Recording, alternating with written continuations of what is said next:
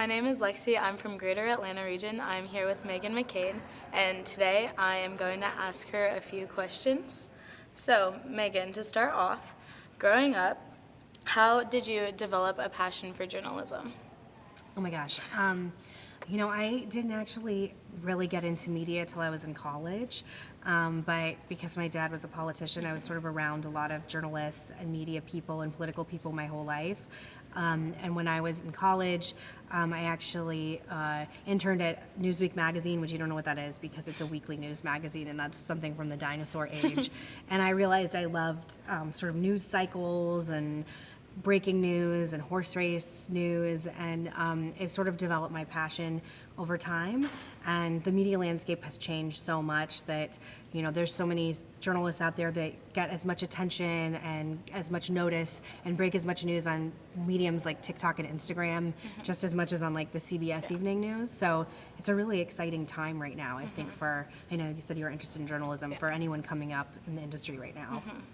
So, your blog, McCain Blogette, gained significant... That is old. Yes. That is from when I was 22 and I'm 39. I'm going back to the presidential campaign of 2008. So it gained significant attention back during the presidential campaign in 2008. So how did this experience, documenting your family's journey back then, impact your perception of the media in politics? It's funny because I haven't actually thought about that blog in a really long time because it is a while ago. But my dad, when he was running for president, his campaign, to go way back in time, imploded. He was not doing well and all his staff quit, and it didn't look like he was going to win. So I actually ended up going to help him because he just needed anyone, and he didn't have to pay me because I was his daughter. And at the time I thought, I don't really have that many skills. But blogging was sort of like, I don't even think blogging really exists anymore, but it was like something that was kind of like new and interesting. And I thought maybe if I document like behind the scenes every day, people would like it. And they did. And people also there were haters too, or thought it was like ridiculous. When I look back on it, it's a little cheesy and, the way things should be when you're young and trying to start out. But it sort of impacted a lot of things. It started me in this space that I am at right now in a real way, where I was had sort of a name that was separate from my dad, and then just getting new attention. I always say I'm like the original political Nepo baby, and that was people gave me attention obviously because I was my dad's daughter.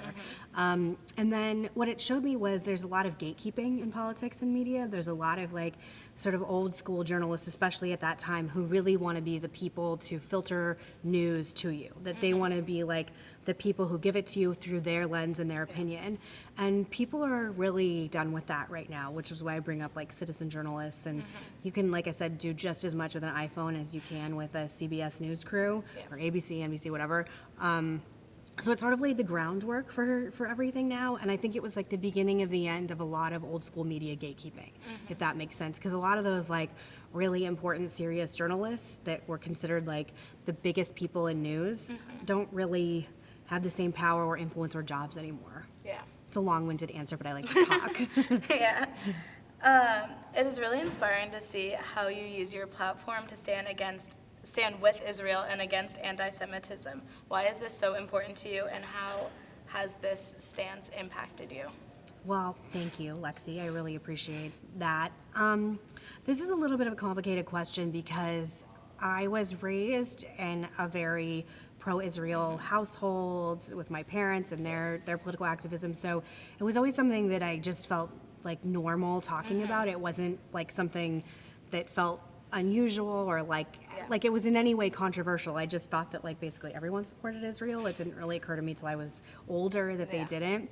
I actually, I think, took for granted my education when I was younger and the kind of household I was raised in the sense that I had a very robust Holocaust education. A Holocaust survivor came to my school in 8th grade. We screened Schindler's List. I went to the Museum of Tolerance when I was in high school, on a class trip. There was a lot of baseline understanding of American history and anti-Semitism, and I actually didn't really realize that things were sort of bubbling up and percolating the way they are until about 6 or 7 years ago. And I saw a bunch of things that were happening in media, a bunch of things that were happening in sort of the activist space that really alarmed me, because a lot of the activism was really shrouded in being for like BDS, being anti-Israel, thinking that Israel didn't have a right to exist, which I still don't understand what that has to do with any of these activist movements. And there was a really fascinating article in Tablet magazine that basically called out the Women's March for their attachment to anti-Semitism. And